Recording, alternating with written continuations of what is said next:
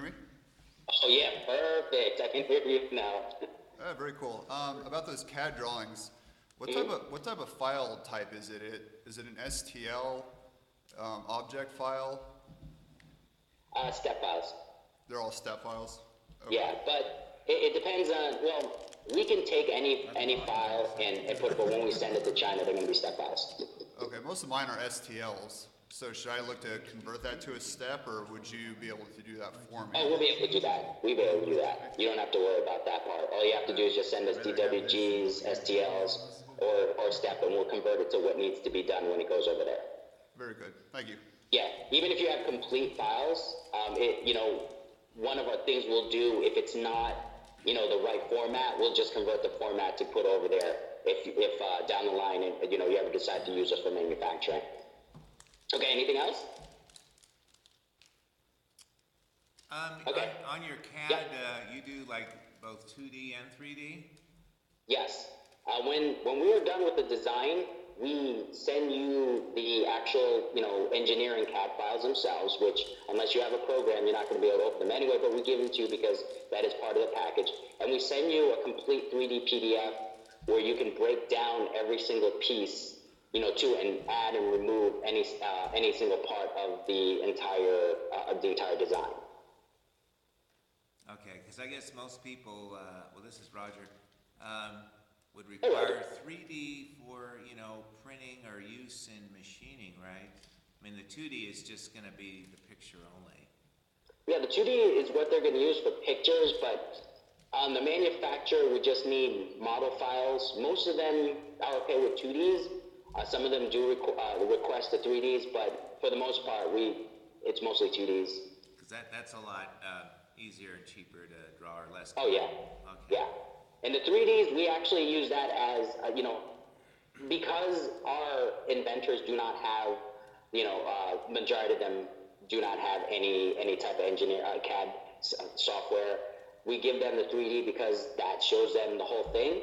But that's the only time we really use it for the most part. Because sometimes some of our manufacturers will request it, just to see the whole thing. But we just give them, mostly the 2D for manufacturing itself. Because to be honest with you, most of them don't even know what it does. They just make it and then move on. Okay. All right. Anything else at this point? Quick question. What kind of technology are you dealing with? With? Electrical, mechanical, Yes. which can you tell us a little bit more? Yeah. We've done electrical. Actually, there's one that's going to manufacturing now, which is a different type of light. I can't get into it right now since it's not released, but it's a different type of LED light, and it hangs. It's got a remote control, and you can control, where the light's coming from. So that was an electrical project that we did. We do a lot of simple designs too, like smaller things. One of the products I created was called a weave scratcher, which is basically a take for anybody with the weave instead of trying to use a pencil or a bobby pin. Where this is just a little, kind of like an old school pick, except smaller, where they can just scratch their hair. And we also have products, for instance, some specialty cleaners for the golfing industry, which we created. And also, we have a nature's division where we have like this type of growing moss where you can grow off of it. You don't need any dirt or anything. So these are, we anything within our niches that we think will sell, we'll make, and anything that our inventors come up with, we will also make as well. However, when it comes to our inventors, we don't want to spin anyone's wheels. So based on our experience, if we feel that your invention could use some work or maybe the timing's not right, we're not going to take the project on because we don't want to waste their time or money on something that we believe is not going to sell. That doesn't mean that our word is God and what we say, is going to happen every time, because we would have probably said no to the fidget spinner. And look where that went, right? But it just means that based on our experience and the products that we sold, we just don't think that it's going to do, and also based on our marketing strategy, we just don't think it's going to sell. So we'll tell them that, it's a good idea but it's not something that we would take, and we do that about half the time, because there are a lot of good ideas out there, but we want one, when we take on a project, we want to make sure that, you know, it can sell, and at the very least, that the inventor gets their money back for their investment. All right, we good? Yeah.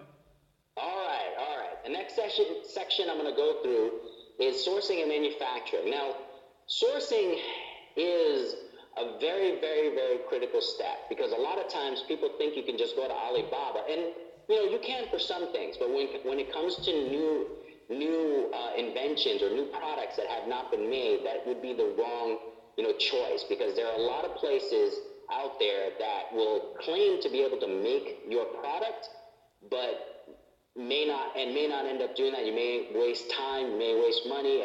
I'll tell you a quick story. Ed goes to China a lot to visit our office and also visit new manufacturers.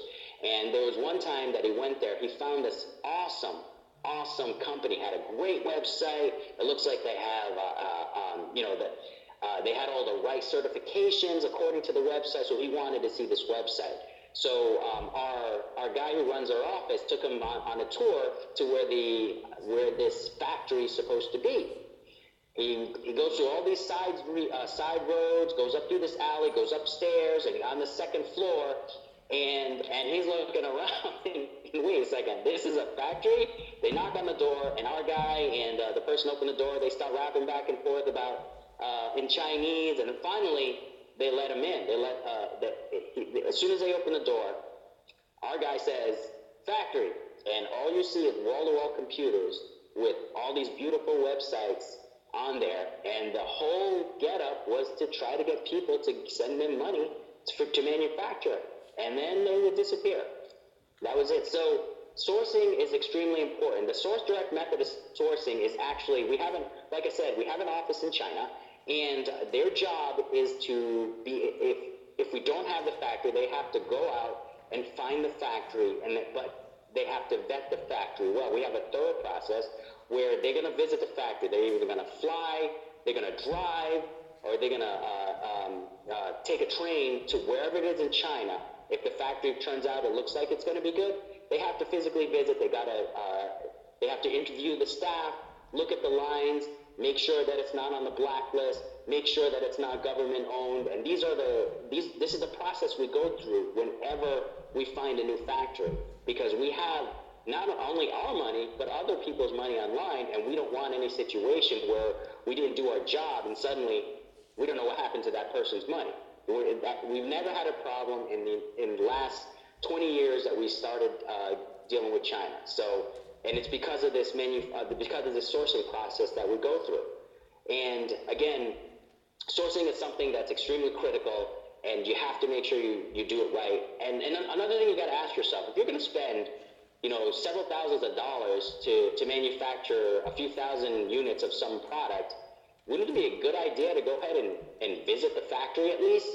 Now, it's very hard to want to go in China and with the language barrier, but that's what we're there for. We do that. We do that for you.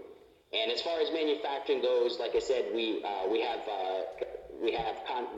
contract with English Land, Yamaha, and Club Car. We build rubber mats for Club Car. So if you golf and you're inside that club car and you're inside of a golfing cart, chances are we made that mat that your foot is on. But anyway, what makes our process fit and work where we don't have any problems with manufacturing is because of everything we do beforehand before we actually use that factory. And on top of that, if we ever do run into a problem, before we even talk to them, we make them sign all these legal documents that are actually in Chinese. We make them sign non-disclosure, non-circumvent, non-compete. They have an operating agreement, operations agreement, and also liquidated damages agreement. So if they don't sign that, we won't even talk to them. And if we do have a problem, it's not an American company suing a Chinese company. It's our Chinese company suing a Chinese company. Fortunately, we haven't had any problems with it. But this is one of the reasons why we don't have any problems with it. Any questions on that? If we had my PowerPoint up, you could actually see some pictures of Ed with some of our staff down there visiting factories. But unfortunately, I can't show you that. So, do you have any questions on that part? Jerry, this is Roger. So you said you don't. I'm sorry, I can't hear you. This is Roger. You don't get involved in investors for the inventors or funding them. Can you come closer to the mic? I can't hear you. I'm sorry. You don't get There we go. involved in investors for the inventors. Okay, the answer is no, we do not. I wish that we had. I mean, I do have a couple of inventors that do invest in other people's products, but I have yet to get them to bite on anything that I throw at them yet. And the biggest reasons why is because they're looking for something with a little bit more success, and anything that I've got is, you know, things that have not sold. They're early on into the process, you know. But that being said, if let's say we manufactured a product, you have a product with us and you manufactured, and we did a test run of say 1,000, test marketing run we call it for the first run, and let's say it just takes off, okay, and suddenly Walmart wants to buy say 50,000 units and stick them in 2,000 stores. Most of the time, an inventor will not have enough money to pay for that size of order. So we will front the money. We'll create a one-time partnership for this particular deal or this particular invoice from Walmart. We will split the profits. We'll put up the money. We'll split the profits, and as soon as that deal is done, then that's it. That's the end of the partnership. Okay. And actually, that's the point we'd love to get. Now, we'll put it all together. You know, no one is obligated to take our offer. If you can get money anywhere else, sure, go right ahead. I mean, because we still want to manufacture it. But if you're having trouble, that is where we'll step in and we will put the money in, and that's the extent of our partnership or, you know, investor money. Okay, because that was my next question. If you ever partner with people for, you know, them needing large funds orders. for growth. Okay. Yeah, large orders definitely, because that helps everybody, and that also helps our manufacturing run and a reputation as well. So we definitely want those deals to come through. All right, now packaging and logistics. I did hit on packaging already. You know, we have a professional graphics design department where we'll create these beautiful packages. If you've seen the PowerPoint, you can see some examples of some of the packages that we made for people. And also, we have a logistics department where we'll take care of the shipping as well. We have a person who works with us, and she has 15 years experience in logistics. She gets the best pricing for shipping overseas. And when it's here, we also use a logistics company. So if you don't have the room in your garage or in a spare bedroom, we can put the inventory in our warehouse, and they'll take care of the shipping, they'll take care of inventory, they'll take care of all of that. Okay. Can we have him touch And on packaging again? 'Cause what's that? The speaker went out when he was talking about the packaging. Can we ask Can him you to- talk about packaging again? We couldn't hear, the speaker wasn't working right then. Oh, okay. Sorry about that. All right. I was going over packaging and logistics. Like I did talk about packaging earlier, where, you know, I said if you want to get into a retail space, then you need really good packaging. And we have a graphics design department that what they do is create beautiful packaging for the retail space. But if you don't need it, again, if you don't need it if you only want to sell online. But for most people, they want to try to get into retail shops, so they have to create beautiful packaging for it, and that's something that we do. We have dozens of examples of different packages that we made, and that sell really well and made it into the store shelf. So, you know, our packaging department is our packaging design department. They're all pro. They're really good. And the second part that I mentioned was about logistics. We have, as far as shipping, overseas shipping goes, getting the product from China over to here. We have a person who's been in logistics for over 15 years, and her job is to get the best deals to be able to bring your product over here. And we also do this. We constantly get containers in all the time. So even if your order cannot fill a whole container, it's fine because we have, since we're constantly bringing in containers, we can put your order in one of our containers and then piggyback and then split the cost. So we can actually get you reduced costs as far as bringing the product overseas. Any questions on that? Well, just a general one, how do you guys make your money? Do you take a percentage of sales, or do you work on an hourly, or is it a combination? No, we don't well, if you go the marketing route with us, we do take 15%, as a commission. But as far as the manufacturer, most of our money is made in manufacturing. That's why we will do, if you get a large order, we will, put up the money for it because we want to see it go. All right. Our cost is built into the already low prices that we get out of China, and that's where we make the most of our money. As far as we're fee based, so we do have costs for any engineering work, engineering hours, package design and all of that. But most of that money goes to paying the specialist or the professional to be able to do that job for you. So, like the packaging design, that would be hourly then? I'm sorry, I can't hear you. The packaging design would be hourly? No, the packaging design isn't hourly.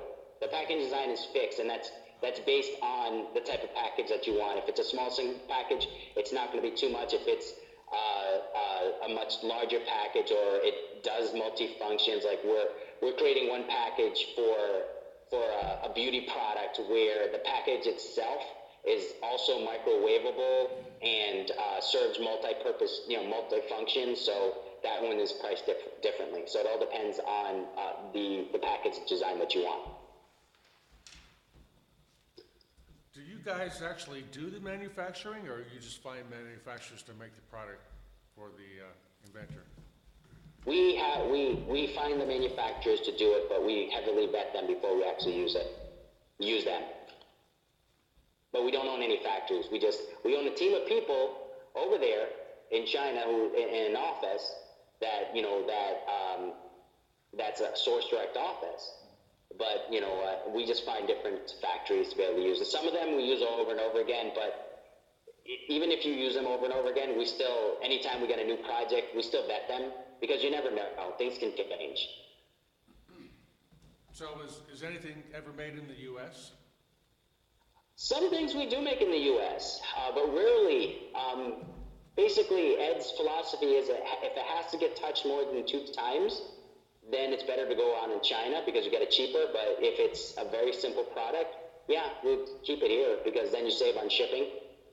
But that would be the minority. About maybe 10% of our products might be made here in the U.S. The rest of them, 90% is out in China. So what do you mean? Give us an example of a simple product. What I described earlier, like the weave scratcher. Okay. Yeah, it's just a little tiny piece about 3 inches long. Has some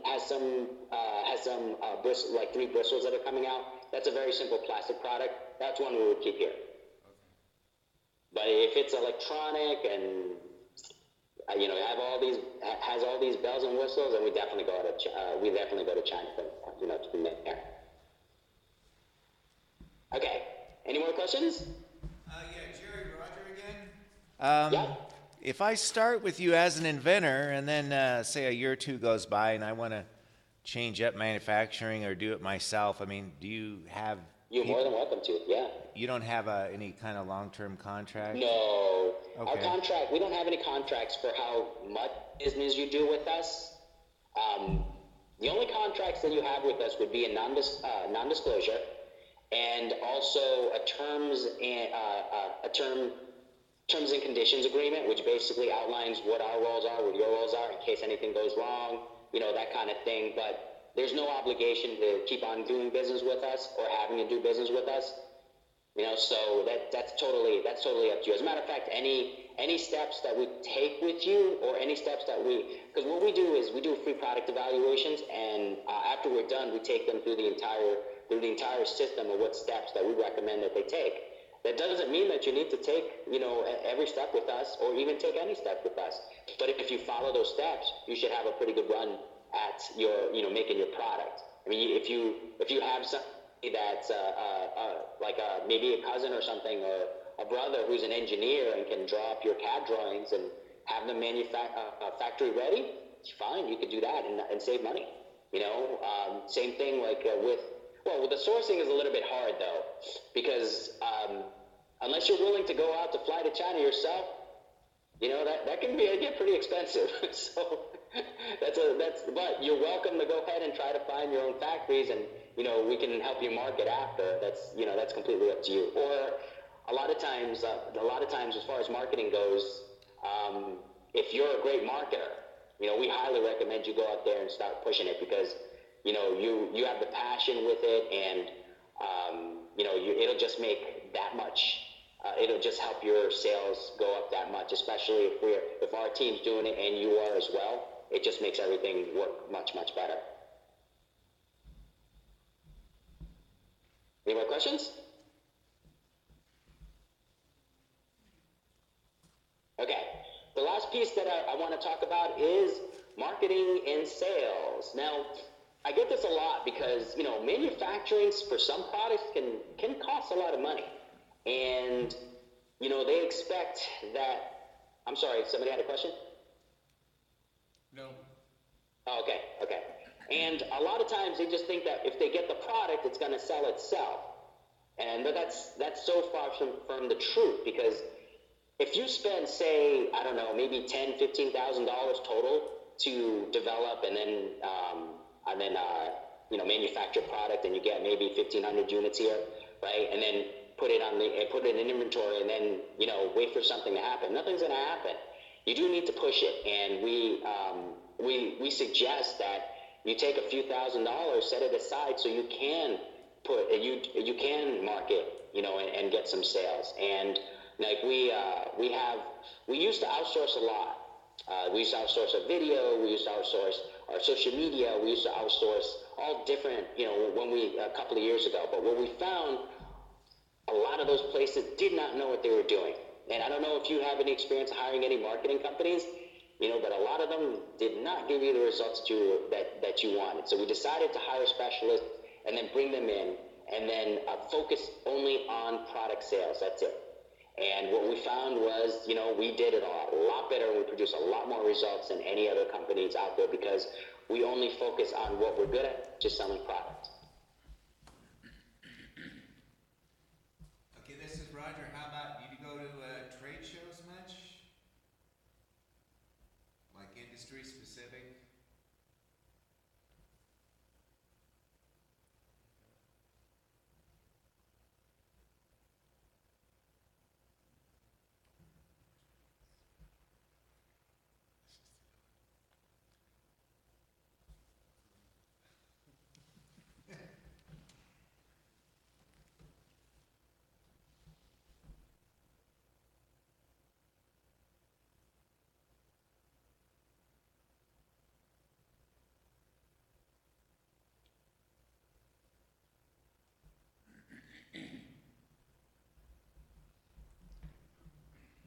How can you tell if he's still there?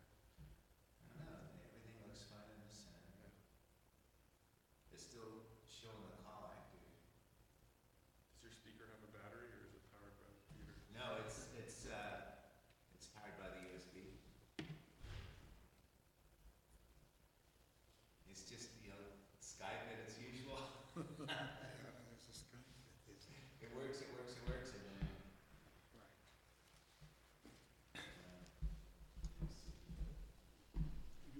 You were trying to call him again? Jerry? You maybe try hanging up and call him again? Yeah. Try to call him. If you hang up, you know something's wrong.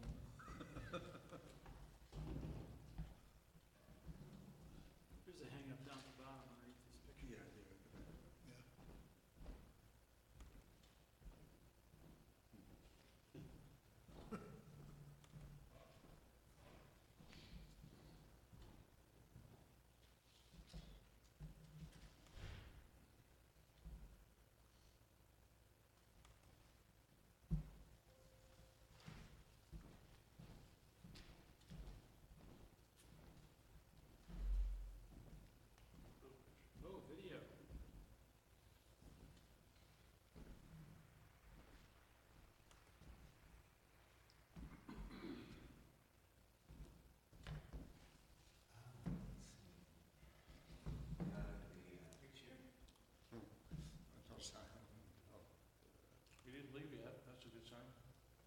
not talking, so he knows something's wrong.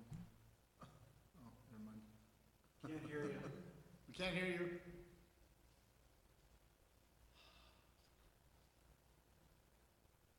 Is there a chat window on this guy? Sign language.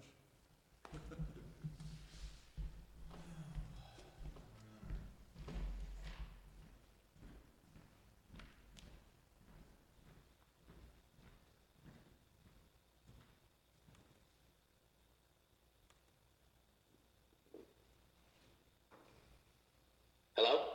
Hey, Oh, you're back? Okay, all right, you're there.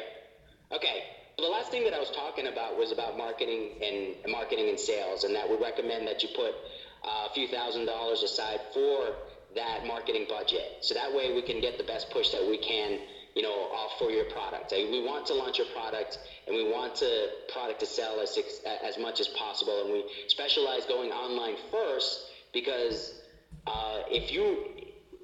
nowadays, if you have a proven sales record and a great product, it's much easier to get into the doors of your Targets in Walmart. So we find that it's much easier to get on Walmart.com than it is to try to get onto the Walmart shelf. So when your product starts to sell on Walmart.com itself, then we can come in and say, hey, don't you think it's about time that you put this on the shelf? And then they'll look and they'll say, hey, you know what? You're right. We're getting sales on our own website on it. So yeah, let's talk about a deal.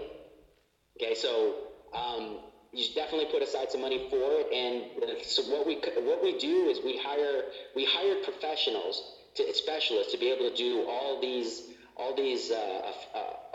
services that we have in marketing. At one time, we did have it outsourced, but we just found that, there are companies, a lot of these companies, and we tried several, did not work out well, did not give us the results. So we took all of that in-house.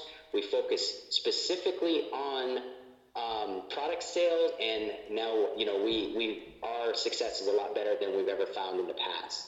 And we do web sheets, sales sheets, videos, HTMLs for emails, product photography, and social media. We do crowdfunding campaigns, and a couple of our crowdfunding campaigns has raised a couple $100,000. So it's something that we can definitely help you with when you get to that point.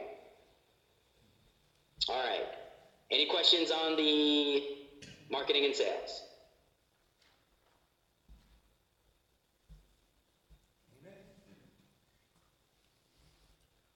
No, that's it? I had two general questions, but not. Sure. Okay. Can you hear me? I can hear you pretty well. Oh, okay. Quick questions. You were, about that packaging, you said you had a couple examples. We can't see it right now, unfortunately. I know. Are those on your website? They are on our website, and if Roger hasn't distributed, or if he didn't get this PowerPoint presentation I'm working off of, I could send it to him. It also has examples on there too. But if you go to thesourcedirect.net, you can see examples in there. You're gonna have to look around a little bit. It's under. I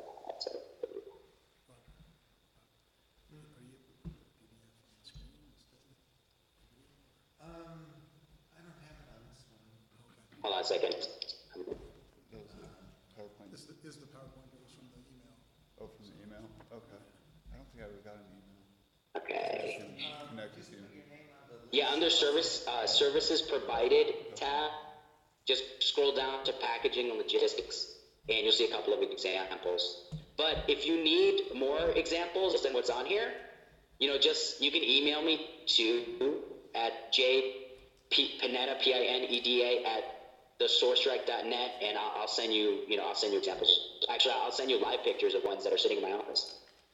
But there are tons of examples on the website. Okay. And your email is jpineda? Yeah, Pineda at thesourcedirect.net. Yes. Okay. And then one other question. You said on this handout, you say about helping inventors at any stage of the process. How does your initial consultation work? Is it free? Is there like Oh yeah, it's 30 free. minutes Any sit down? consultations we give you is free. Okay. It's how long, I mean, we've had somebody in our office for a couple hours, for initial consultation. So it's how long you want it for. As long as you keep having the questions, we'll keep answering. So it's That's awesome. that's up to you. Yeah. And again, it could be any stage. I mean, if you have a product that's already in manufacturing and you want to talk about manufacturing, I get you on a phone call with Ed, who's our inventor, and he can go over to that whole cycle and, seeing ways that you can improve. If you want us to take a look at your CAD drawings, I'll have my engineer take a look at the CAD drawings and say, hey, you know what? You need to fix this, and this, and you can get your guy to do it, or, you can have us do it. It's up to you. Or if you need help on marketing, we'll take a look at your videos, we'll take a look at your website, and we'll give you any advice that we can, how we think it could be made better. So the one thing that we do is we find that having an educated inventor is working with an educated inventor is much easier than somebody who doesn't know. So we do a lot of things. For instance, we have the #1 podcast, most downloaded podcast for inventors on iTunes, and that you could also find that on our website as well under podcasts.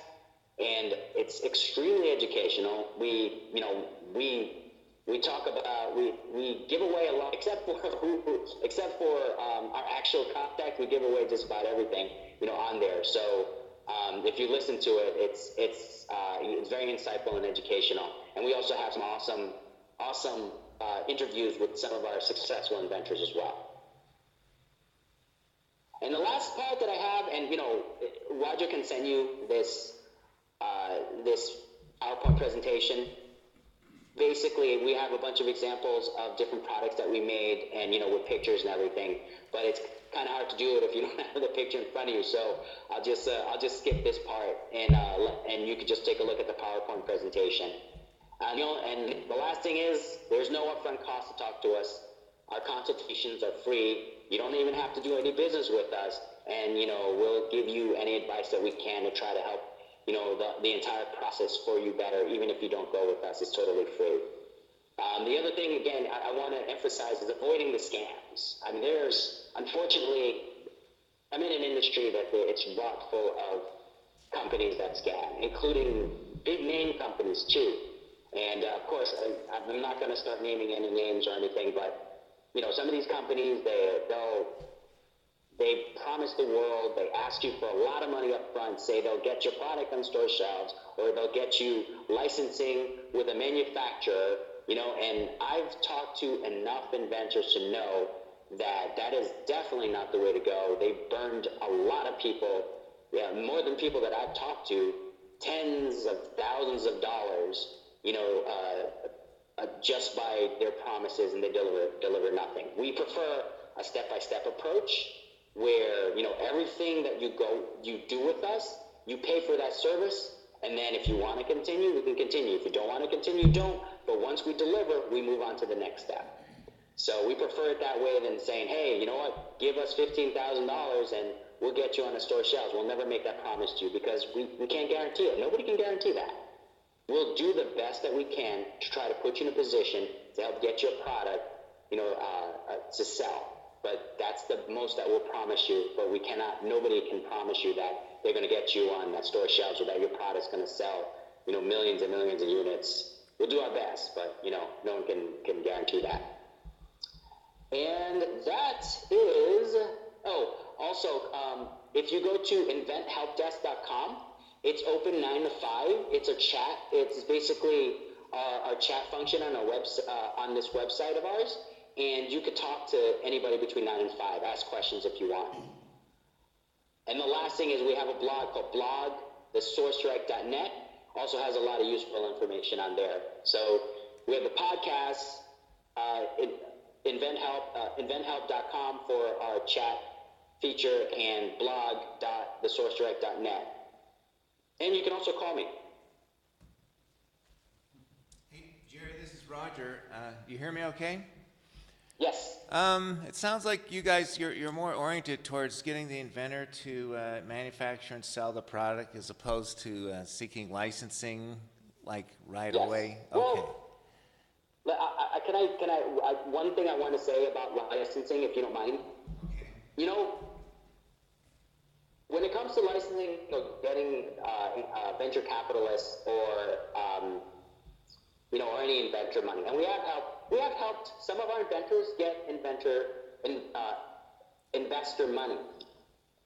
But the thing that they're usually missing is a lot of times they think if they have the patent, they can go out and sell the idea. If they have a prototype, they think they can go out to sell the idea. We find that I don't think I've talked to any inventor that's gotten any traction doing that. Some of them have come close, but the ones that actually have gotten some, licensing or investor or angel investor or anything like that, venture capitalist, are the ones who had some sales history. They have some product in their inventory and they sold it, they sell it online, and it sells well.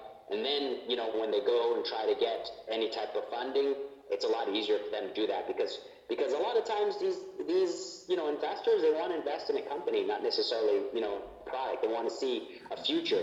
Like right now, we're helping one lady who has a fantastic product that she's had for 10 years. She sells it in Walmart. She sells it all over, and she's had some manufacturing issues, so she's running with us to do the manufacturing.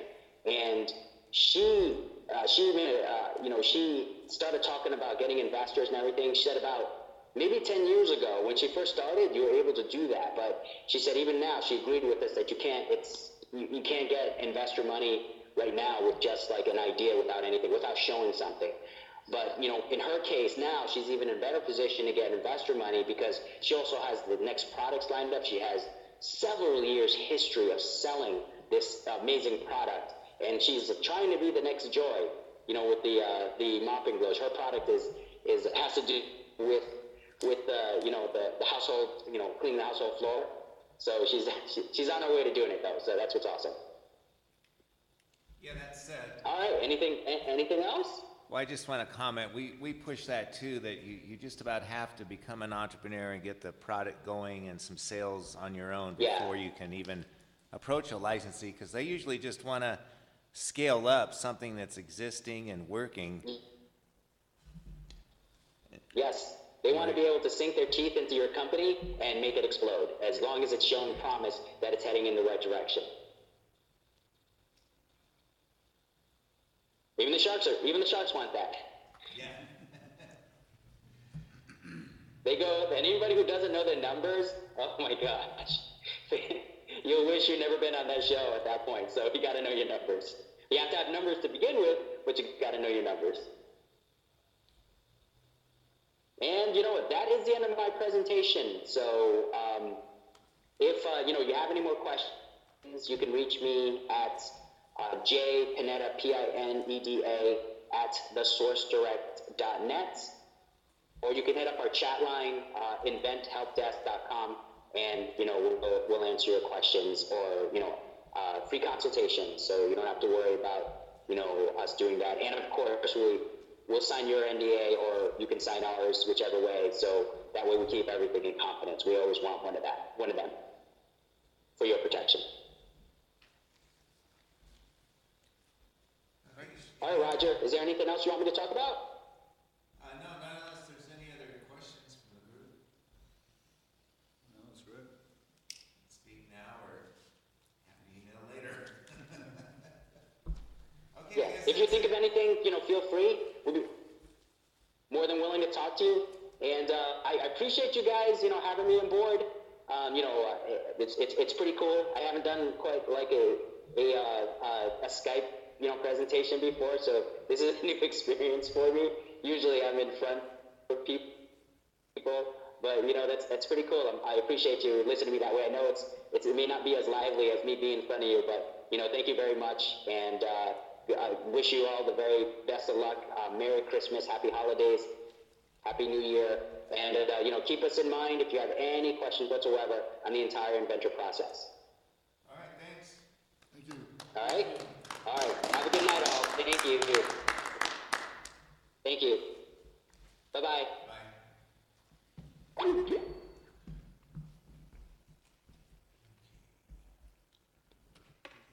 said they're out in Tampa? Yeah. That area. I think it's, that address here was, it's called something.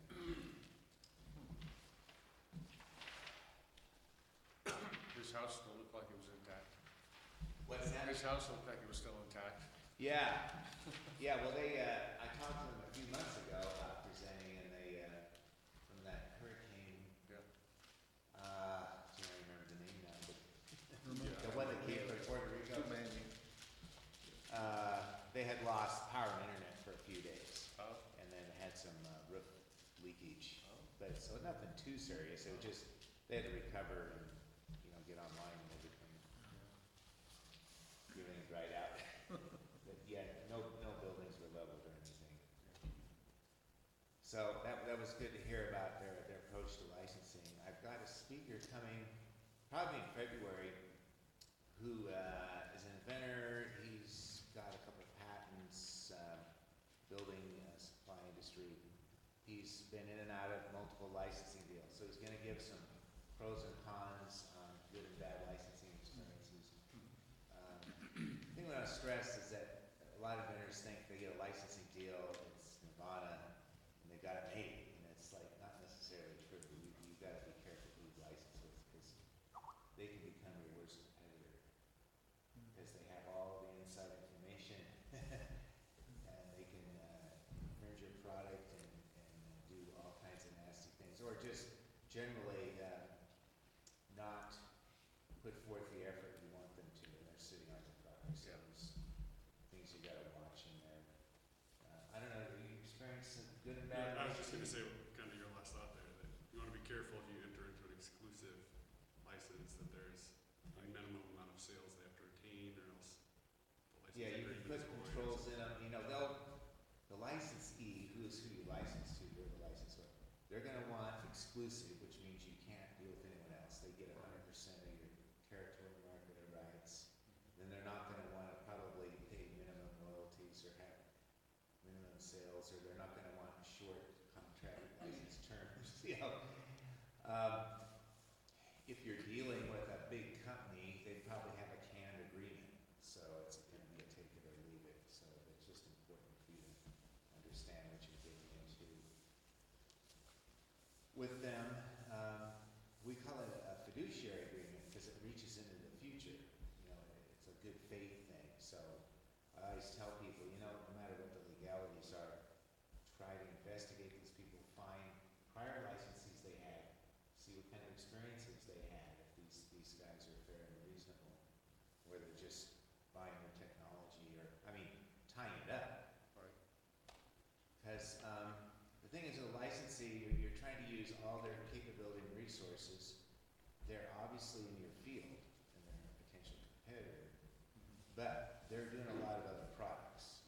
So then there's an issue of, are they going to give the time and attention on your stuff, right, that you want? And that seems to be the usual problem, is that, the licensee, nothing's happening. Or they, completely redesign my product and it doesn't even come under the patent anymore. So it's just a tale of caution. It's like franchising. There's horror stories and there's success stories on the same thing. Just depend on the players. Right. As well. So, any other general questions or discussion, or? Not right tonight, for me, anyway. When was that meeting on licensing? You said that was. It'll be announced in February. Okay. So yeah, we'll talk about, we do have like a general licensing agreement presentation, but this is more of an entrepreneur's experience, good and bad with licensors. So they had their first licensee, not a good experience, and then they switched to another one, better, not great, but better. So things are working out.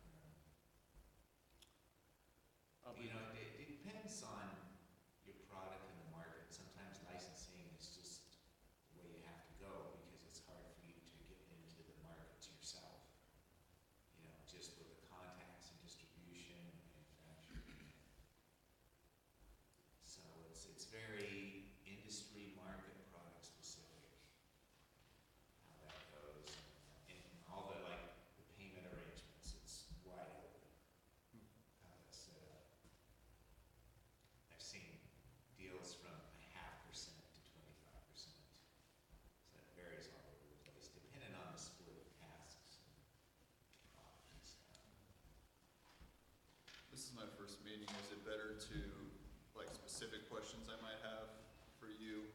What's the best way to talk to you about that? Or do you set up meetings with individuals? Well, if, you know, if it's confidential information, you know, you don't wanna say it at the meeting. If it's just general questions, fine. Do you prefer like setting up a meeting? Or should somebody just call you over the phone? Yeah, that's fine, sure. If it's, you know, if it's about your invention specifically, Yeah, it'd be, you know, I mean, we encourage people to keep things confidential. Basically, you know, the US, you have a 1-year deadline on disclosure before you file. Inventors like to know that there's good market reception and demand before they invest in, you know, patenting and everything. And it's kind of hard to judge it. A year's not that much time to do that. So it's kind of like you gotta like jump in and invest before you know it's gonna go. And, you know, statistically, the sad news is, you know, it's most flame out. You know, it's a minority of things that succeed. But you'll learn a lot. You know, it's like tuition to the school of hard knocks. A lot of people that you know product success is probably their second, third, or fourth try. You know, then they know better. You know where their hang up is. You know, like manufacturing issues or marketing, social media issues. Those are kind of the two big spheres of difficulty in transitioning from a product to a business. You know, that's always the hardest part. You can have a nice product, but making it into a business is just it's a different ballgame. And that's what we're really about, trying to help people. What is your background? I'm a patent attorney and Roberto's a patent agent. Okay. And then Jeremy's a patent attorney also. We're kind of heavy patent here tonight. But we have presentations from, you know, all areas, funding and finance, manufacturing, prototyping people, 3D printing, social media people, and entrepreneurs of all sorts. And, you know, we're always open to recommendations if you want to hear a particular topic or something, just let me know. We try to like cover a wide range of stuff, and so for most people, like a couple of the meetings are a good fit. The other ones, you know, may not be too interesting. Yeah. I was poking around, sending emails back and forth to some manufacturers in China, and that was, I think it's hard unless you get the right agent. well, I don't know if they understood me or if I, you know, Yeah. I'd ask them about something, they say, what are you gonna use it for? And I'm just like, I'm not telling you that, you know? so can I piggyback off that? So does that sound like you would pursue this company that we just heard from tonight? Maybe if I were thinking that it needed to be made in China, although I think there's, for something that I'm thinking of, there probably are manufacturers in the US that can make it as well. I just don't, see, I don't know what the costs are for importing it from China, you know, the transportation, the tariffs, taxes, all that stuff, you know, if that's. Yeah, that's, I can give you a referral that can help you on like duty, import and all that. Yes. The thing you always hear from people though is you gotta buy, you know, big quantities. Right. Container load, Yeah. or whatever you got, Yeah, 3,000 or 5,000 containers. units, and that's a big investment in inventory. But Mhm. those manufacturers, I mean, maybe some of them will let you buy smaller prototype quantities, but most of them I've heard about, you know, they want a production run, and that's how you get the cost down. But it's a big commitment because then you got the inventory to carry. Right. I mean, you buy 3,000 or 5,000 of even a cheap product, it's still a lot of money. You know, you got your whole house full of these things, and you're trying to sell them. And you don't know, you might still need to put together a prototype, and so before you have a prototype, you can't do business with them, you know, you don't know exactly how you're gonna build it, or how well it's gonna work. You gotta be confident that your design is finalized. Yeah. Because you don't want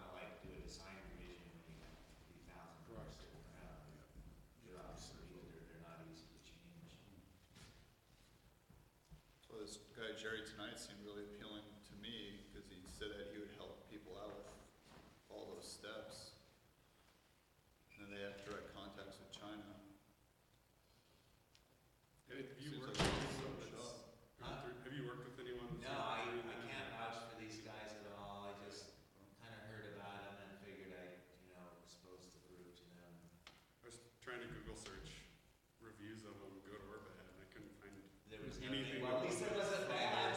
Yeah, usually that's what you find. Because if you got, the invention promoters, like, there's, it's called Inventor, where they change their names all the time. Mhm. And they're the ones that want you to keep paying, and Right. they're not necessarily scams, but they kind of like, they prey upon newbies that don't want to become entrepreneurs and make it sell. Which we're saying you gotta make it sell to get, at least initially. So it's attractive, like inventors want to hear, oh yeah, I got an idea. Oh, you patent it for me, okay, you license it, okay, good. And then, the success rates are very low. Just like you said, you're not going to typically get a license agreement right out of the gate. It's very difficult. Licensees want to see product with some track record, not brand new stuff. And so the invention promoters, they take in thousands of products. And each individual product is just not going to get individualized time and attention. It needs to have a chance at success. That's the problem. They're not really, complete scam artists, but it's just, it takes a lot of time and effort to launch a product. It really does. And, they're not going to give, like they tell people, yeah, we go to industrial trade shows, we take your product and it's in a book on a table. It's not like your product has a booth dedicated to it to show it off. And that's just not going to be beneficial to you. Did he say anything about building prototypes, or do they do that? Did you catch that? I think, yeah, they would contract that out. Oh. And there's a lot of improved options in that area with 3D printing and stuff, where you don't have to commit to molds on parts. You can have them made right from the CAD drawings, Yeah. or even on machine mills that make like a metal part off a CAD drawing. They can also 3D print metal now too. That's what I've been doing, is, the Denver Library has, free 3D printing. Yeah, you can go there and play with the You can stuff, play with right? the and just software, one off. print off your own prototypes. Yeah. It's really accurate. It's free. Is that the patent office? The Denver Public Library, in fact, we had a Downtown. meeting there. Is it at the patent section of The it? or is it patent just section's on like the third floor. fourth floor? Yeah. This one's on the fourth floor. Yeah, Where they have all the you're talking computers. on right at the west end, right? Yeah, it's called There's a the little, Idea Lab. shop there. But they have three free 3D printers. And you just bring in your drawings and stuff? And Yeah, and they have the computers, so you can log into like So you software. can kind of play It's with pretty it. They don't want you to do production there, but they'll let you do Yeah, it one-off. Was it just like in It's plastic? just, you just go there. Yeah, it's you know, PLA, which is like Okay. it's it's a cornstarch Yeah. based You plastic. don't have to pay for the material cost? No, it's free. I've done probably 10 prototypes of my design for free. Is it busy, or are you able to walk in and do that easily? You have to go in person and submit your request, and submit the file, or you can just walk in, and then the turnaround's about a week. They print it for you, and they just email you, just say, come pick it up. Oh, so you're not sitting there manipulating it? No, they have people there that are hands-on for it. Saves a lot of money. That's cool. Wow. How big of stuff can they make? What's the dimensional limitations? It's probably, I'd say, about a foot by a foot, like 12 inches by 12 inches. But with the library, your print has to be under 2 hours. So my experience has been that if it's anything bigger than like a pop can, that's over 2 hours. And so that you have to break it up into Parts? parts, and then they would print each individual part that you can end up putting together. That's good enough.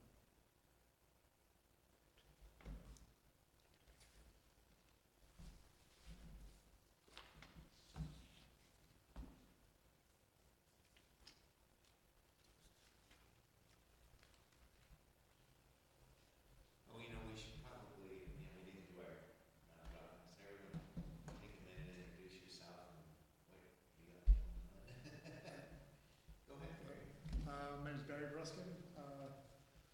inventor that hasn't gotten through all those steps yet. Been trying to for a while. But yeah, just coming to learn. So, Okay, great. was that something about you? Yeah, just got to add, my name's Martino. Same book. Okay. My name's Jeremy Nielsen, I'm a patent and trademark attorney. Work on any type of technology, and work with everything from first-time inventors to Fortune 50 companies. Okay, Roberto? I'm Roberto Schena, I'm a patent agent. I've been an electrical engineer. I've been practicing patent law for about 14 years now. I'm the US correspondent of a few Italian law firms, so I'm doing the US filing and prosecution of patent application. They're usually been already filed in Europe, the European Patent Office or Italian Patent Office. And so I'm doing the filing and prosecution of patent application in different technologies, yes. My name is James Cook. I'm the psychiatric nurse at Aurora Mental Hospital. And I've had this idea that I kind of came up with earlier this year, just kind of exploring it, finding out what's not working so far. I'm Cliff Van Voorhees. I'm a first-time inventor. I have my first design patent pending right now, and I'm going to look to take it to market. But I have just a very small budget, so I'm actually just trying to learn as much myself, so that I don't have to hire other people to do it for me. Okay, well, I'm Roger Jackson, patent attorney. I've been in this group since '99. And helping run over Roberto's probably about a similar amount of time, yeah. Okay, my background, mechanical engineering and oil and gas. So I did that the first half of my career.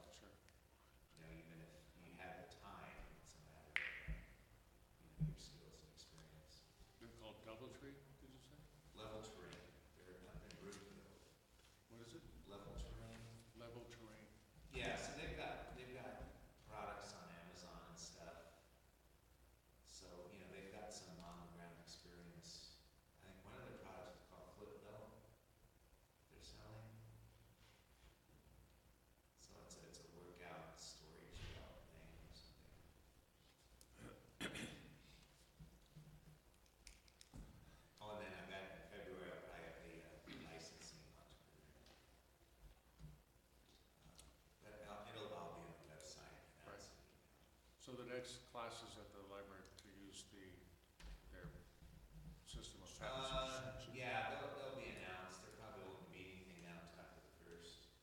So February, March? Yeah. So there's several groups of classes. There'll be search classes, could be some general researching type things. The library, usually about once a quarter. The Denver Patent Office will probably run a class at least once a quarter. Sometimes over lunch, sometimes on a Saturday.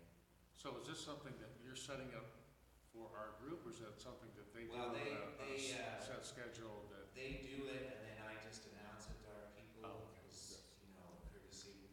Right. So, all the library stuff, all the Durham Patent Office stuff, there's no charge. But you usually have to register. Because they don't give you food or nothing. The Durham Patent Office, they'll have presentations on, say, general patent stuff, and then they'll do some trademark stuff.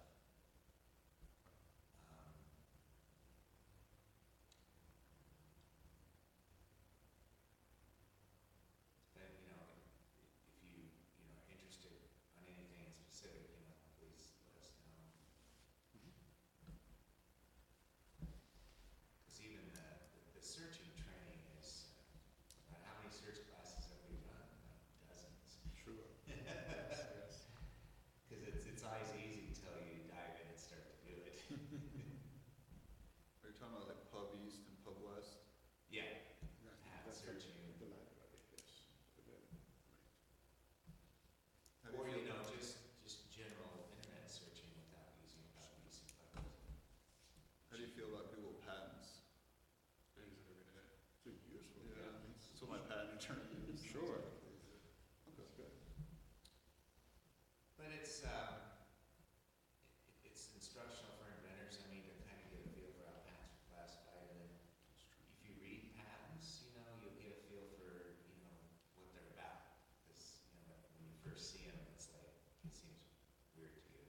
Like all the Yeah. coding and It seemed weird to me at category first. classifications. And then, when you start to understand it, you achieve the ultimate peak. Well, this actually makes sense now.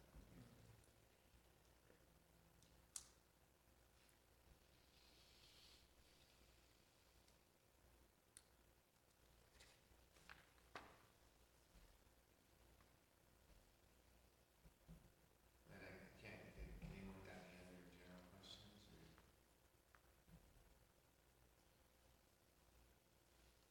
Anything? Okay, we've got the room as long as we want, and please, enjoy food and drink. Where is the meeting on Thursday? It's at the Commons, 1245 Champa, so it's right on the north edge of the Colorado Convention Center. Oh, okay. The Denver Center, Performing Arts and Convention Center, it's like right in between them. Okay. It's the old police building in the 40s or something, it's a 4-story monolith, kind of all surrounded by bigger buildings. The parking's not good.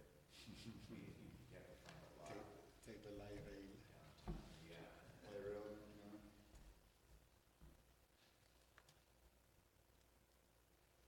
But, if you, it'd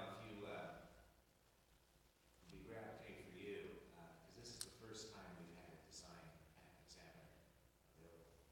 So that can give you some direct answers. for me, it's gonna be perfect, yeah. Yeah. I'm excited for Because it. it's like, it's rare. This is, cause I'm They interested. they just have one, as far as I know, one design patent examiner here. Out of whatever, 50, 60 people. Are they charging to go to the meeting? No.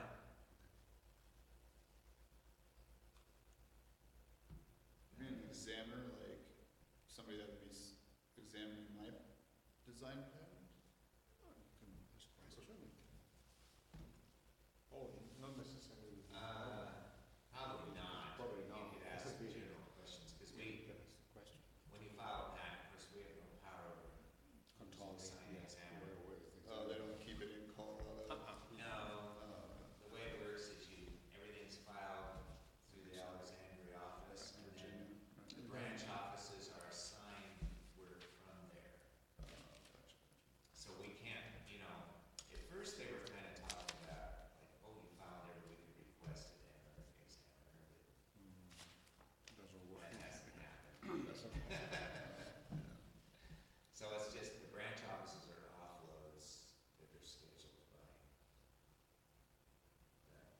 years. So they spread the work out, is that what you're saying? They spread it around the country? Yeah, they created branch offices, they started in Detroit, So, Denver, Dallas, and Detroit. Colorado. Okay. But, I mean, compared to the main office, they're kind of small. I mean, here we're 2 floors and an 18-story high-rise, 50, 60 people. I mean, the main office has 10,000 examiners. But they have a lot more applications these days, I guess, right? Yeah. Did I hear that correctly? Goes up every year. Yeah, so they're, they have a big backlog. But that's why it takes so long to get. But, in a sense, that's good for you because it buys you time. You get patent protection, you have time to get out and kind of, ferret out your product and see what's going to work in the market. It delays expenses for you. I think for most people, it's generally good because when they're doing that transition from product to business, it's more time and money than they always think. So you want the time.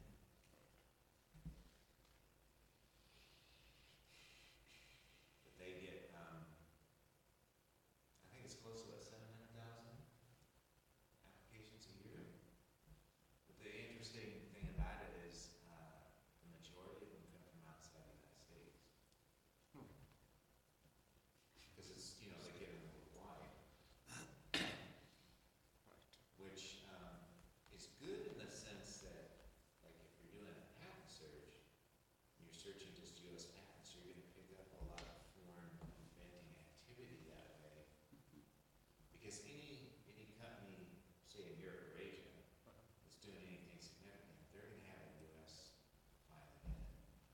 So everything that comes here has to get translated in English, I'm assuming, correct? Sure. Yeah. And like if you file foreign, So you there's translate vice it to versa. local. If we're doing, China, Berlin, Chinese. That's Roberto's. if we're doing searches, They'll do the Italian part. yeah. Right. If we're doing like prior art searches here, then everything is gonna be in English. Yeah, well, you can search, say, the Japanese patent office. So the summary abstracts will be in English. And then you've got the figures, which you The drawings. look through. Then there is an electronic So you can have translation. an idea of what's going on. You're It not was- totally clueless. Roger, they also make an electronic translation from Chinese to English. Sometimes you have this text Yeah. that is a little bit If you find a shaky. really close patent, you may want to translate it. That's going to run $1,500. Sure. Kind of nasty. Because I mean, the patent office, they will not. I haven't had this happen a whole lot, but they could reject you against a Russian patent. They could do what? Reject you against a Russian patent. Sure. And it's you're rejected against the figures in the abstract. Worldwide, And yes. the detailed body of the patent, you'd have to have translated to understand what it says.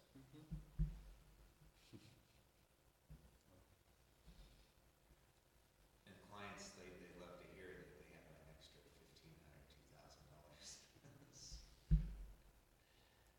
$2,000. It's not common. Yeah. Have you gotten any rejections against foreign patents? I get quite a few from Japan. Sure. That's Japan? Yeah, maybe 1 or 2 Chinese, but Then China. It's probably the Germany. technology. Germany Yeah. also. Many from Germany. Yeah, Germany also. Yeah. Right. French sometimes. Yes. never got a 102 rejection foreign. It's always a 103. Sure. So they're combining it with 2 or 3 U.S. patents, and then Yeah. Did you have to have it Found it. translated to? No, it was it was mechanical, so the pictures were Yeah. That was easy good enough enough? to. Okay. I could tell that's what the examiner had done, so I wasn't going to pay to Sure. take a different route. Yeah, I mean, you only do that if you have to, because And also for the translation, a couple of examiners asked me to do the application, the is the specification in America, not in English. Yes, they insist on the American translation. You know, when it comes from Europe, they're only translated by an English translator, and you see tires written TYRE, some specific English term. You need to convert it to Americans, yeah, because often the examiner said you need to be in American, not in English. Yes, so.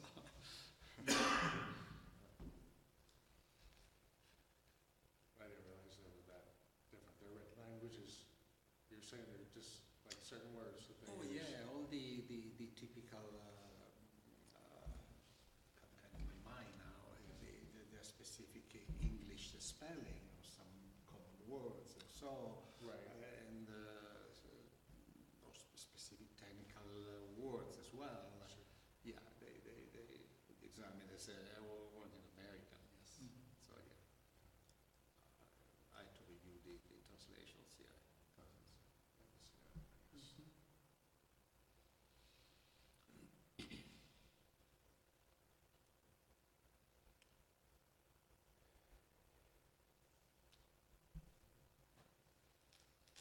Anything else? We'll go ahead and adjourn, getting close to 9. Thanks for coming. Have a good holiday. We won't get back together till the second. Monday in January. In January, yes. Yeah. Because the fourth Monday is exactly Christmas. I don't think anyone will show up. Yeah. Thanks a lot. Appreciate it. Okay. You get your fee for today? Huh? Fee for today? Yeah. Yeah. You got that earlier? Do you need change or, No, I'm good. or do you need a receipt? Nah, Okay. this is good for both of us. All right, cool. Make some food on the way out. All right. The red cooler's got cold drinks if you want. Is that what? Cold drinks. Oh, okay. Well, you already found them. No, I brought this one in actually. Oh. Fair question, yeah. Oh, sorry.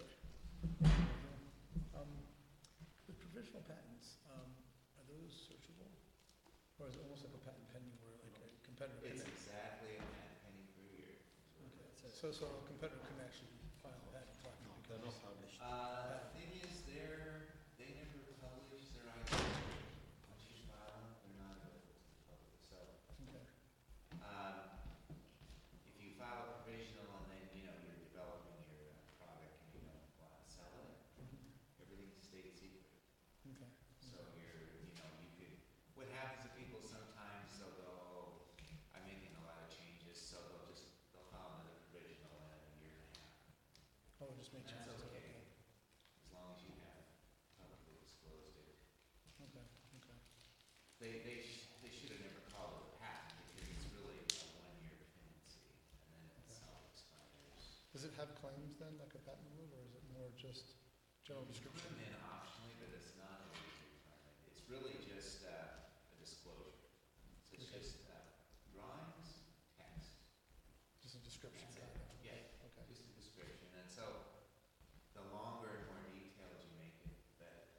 right. So like I tell people, even a basic invention, your provisional should be probably 20 pages of text and 10 figures, Oh, wow, at least. okay. But they come in and it's like 2 pages. Right. It's not very much. That makes sense. So yeah, the more you put it in, the better. Really. Okay, okay. How much does a provisional patent usually go for? Well, the filing fee is super cheap. I mean, if you're a micro entity, it's just $65. Okay, Regular patent's $400 minimum. okay. So the filing fee is like peanuts. And then it's just a matter of putting together the drawings and the text and everything else. Okay. But people will file, serial provisionals, as long as you don't publicly disclose the product, you can do that. 'Cause like I say, the provisionals stay What do you mean, secret. so you mean like one after another? Yeah, Okay, okay. But once you're trying to sell the product, then it's basically, once you go out and sell it, then the clock starts on the 1 year. okay, Or sometimes, like, if you file a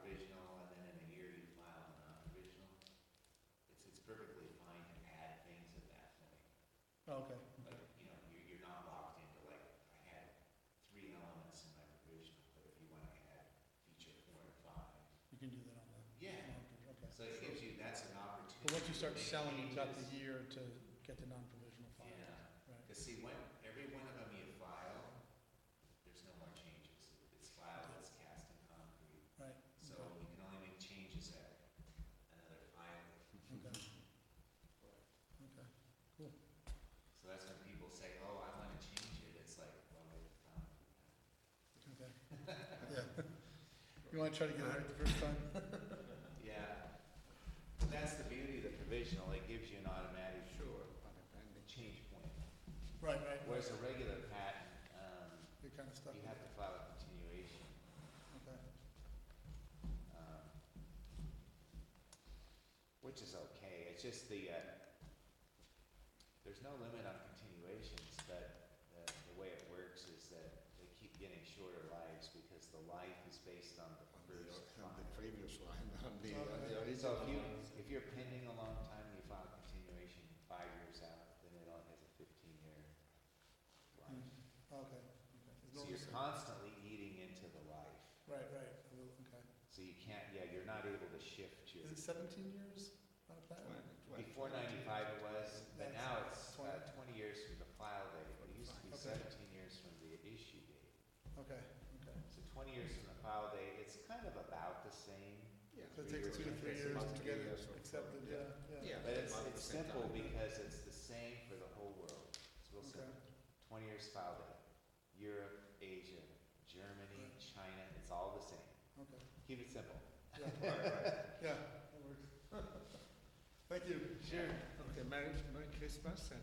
Yeah, have a good holiday. Are you going anywhere? No, we will stay there. are you? Yes. Well, yeah, you had that trip, what, a month ago, right? Mexico, yeah. Yeah. Yeah, cool. Okay. Yeah, I'm, well, where I'm going, it's home all the time, so it doesn't matter. Right, when